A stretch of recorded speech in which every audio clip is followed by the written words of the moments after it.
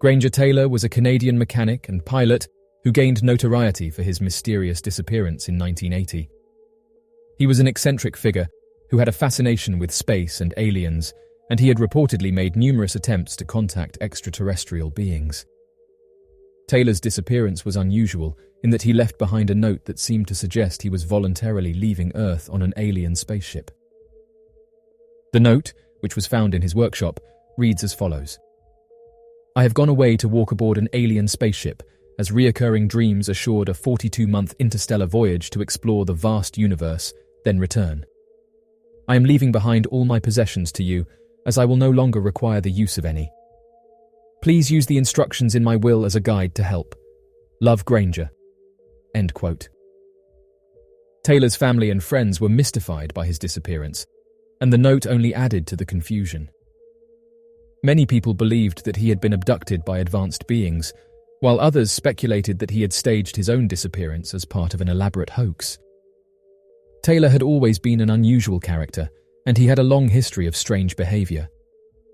He was known for tinkering with machinery and building his own planes and cars, often using unorthodox methods.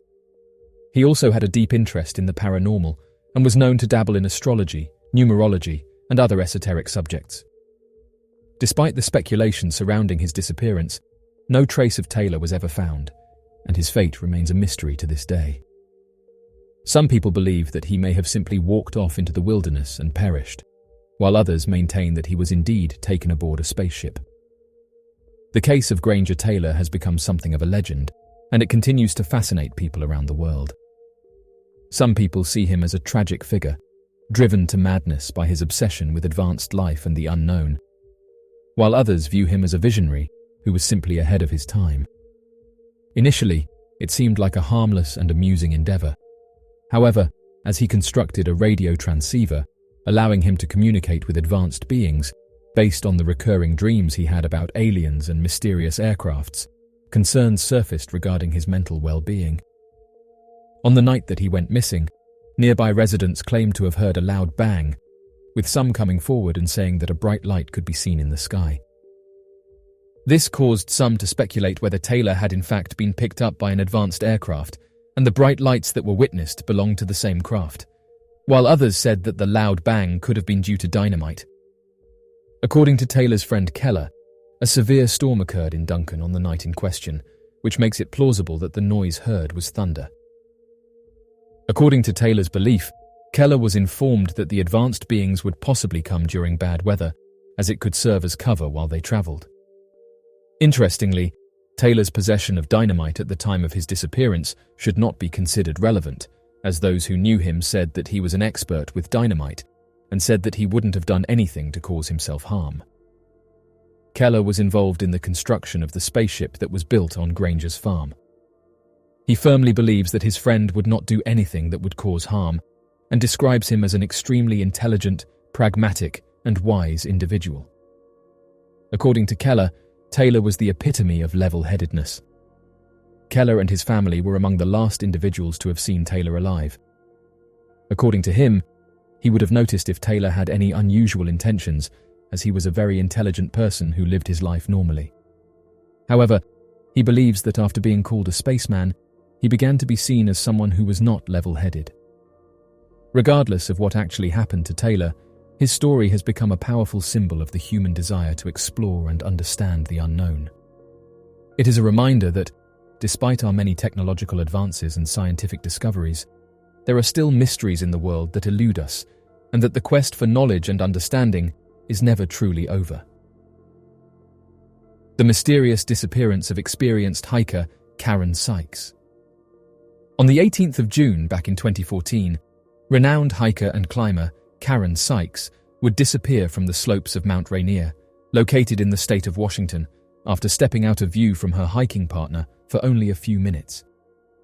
For the investigators tasked with making sense of Karen's sudden vanishing, the case would be considered one of the most bizarre disappearances recorded on the slope of Mount Rainier.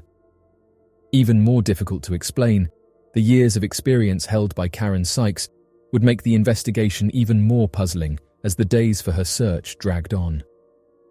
According to the official report, Karen Sykes was a professional journalist who had more than 10,000 hours of hiking and camping under her belt by the time of her disappearance.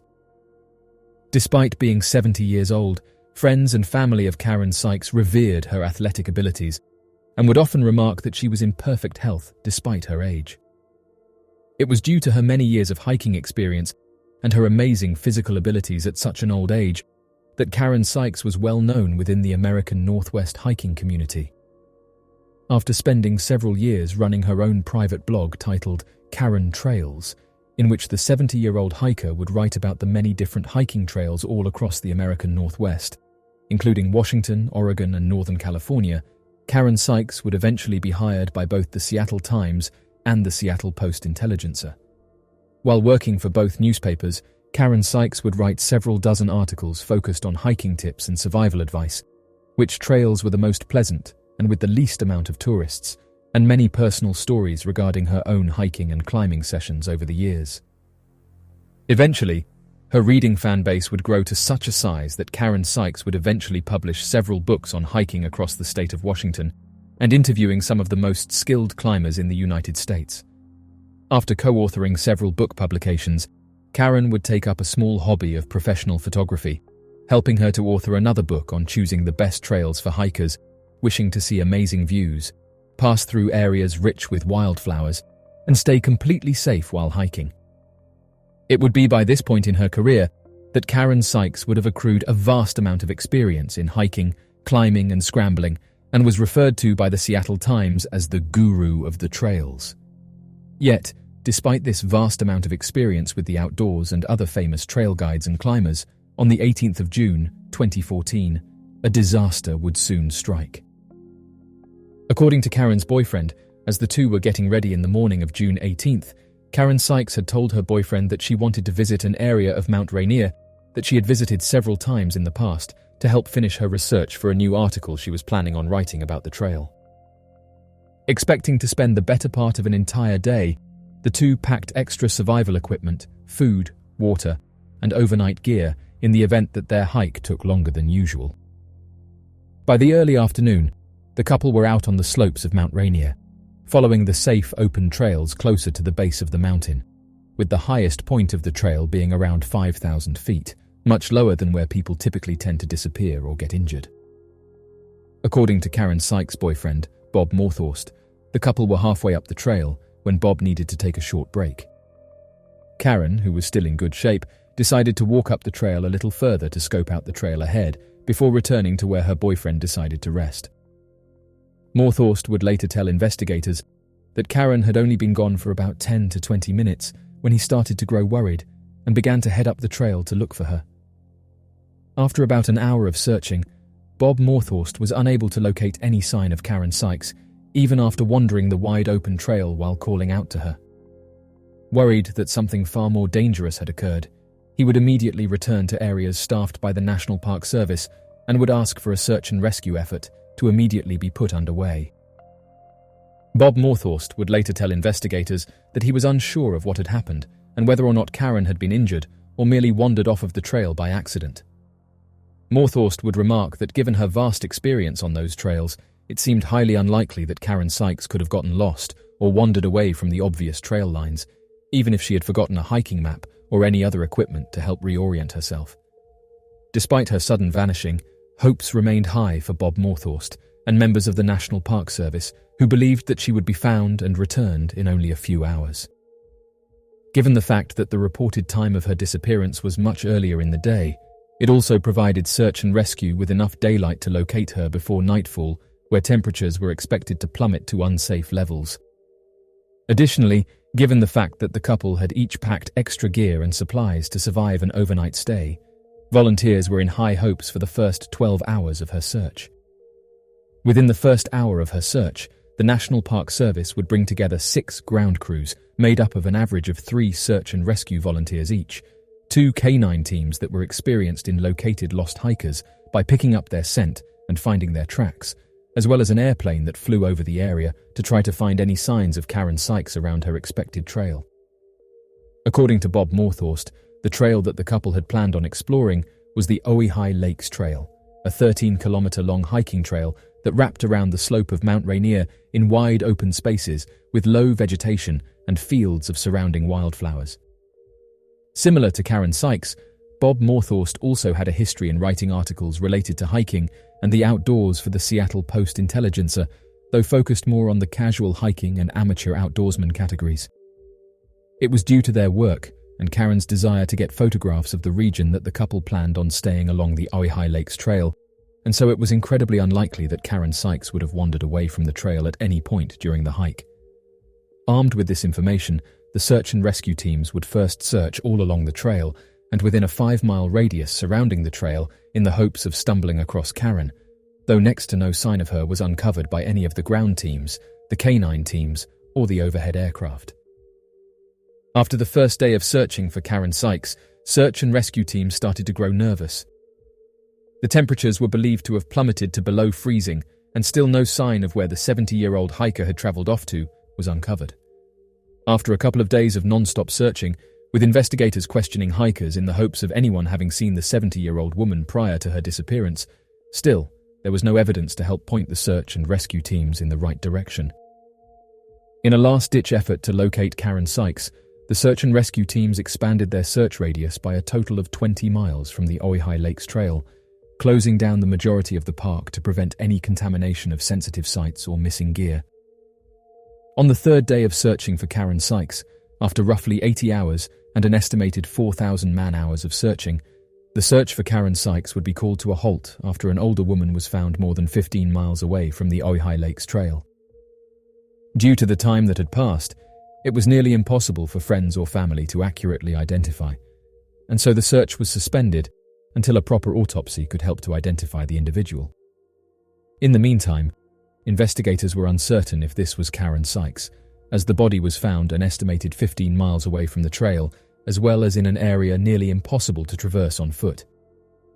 Search and rescue volunteers would describe the area as being in one of the roughest, steepest terrain of the national park, and in a more desolate region not frequently visited or travelled on. It seemed incredibly difficult for investigators to explain how it would have been possible for Karen Sykes to have lost her path from the trail and to continue through an area far steeper and rougher than anywhere she knew she should have been. It would have been more likely for her to have turned around instead of continuing through the rough, steep terrain. Oddly enough, after the DNA tests were completed, the Pierce County Medical Examiner's Office would confirm that the individual that was found was Karen Sykes. According to the coroner's office, it was believed that signs of hypothermia were responsible for her passing, but after a closer inspection, the Pierce County Medical Examiner's Office would report that Karen's passing was caused by a heart attack. Although the later stages of hypothermia could cause blood flow issues and heart problems, it is far more likely for a person suffering from hypothermia to pass from kidney or liver failure. At first, the finding was so strange due to Karen's perceived athletic ability and good physical health that family and friends were suspicious of the finding. After investigations ended, the official primary cause of her passing would be deemed as hypothermia. Without further investigation, the passing of Karen Sykes was deemed an accident, and no further actions were taken on the part of the investigators. Regardless of the official cause, friends and family remained puzzled about the nature of Karen's disappearance and recovery. How could Karen have ended up so far away from the trail and in steep, rough terrain after walking away from Bob Morthorst for only 10 to 20 minutes? Even more strange was the lack of gear that had been found on her when she had been recovered. Given Karen's vast experience in the outdoors, and more specifically the slopes of Mount Rainier, her passing is only made more bizarre in light of the circumstances.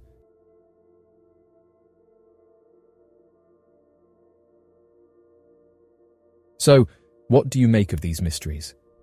Be sure to leave your questions and answers in the comment section below and help us to grow this community while working to solve these unexplained mysteries. Thank you for watching, and don't forget to subscribe for more videos.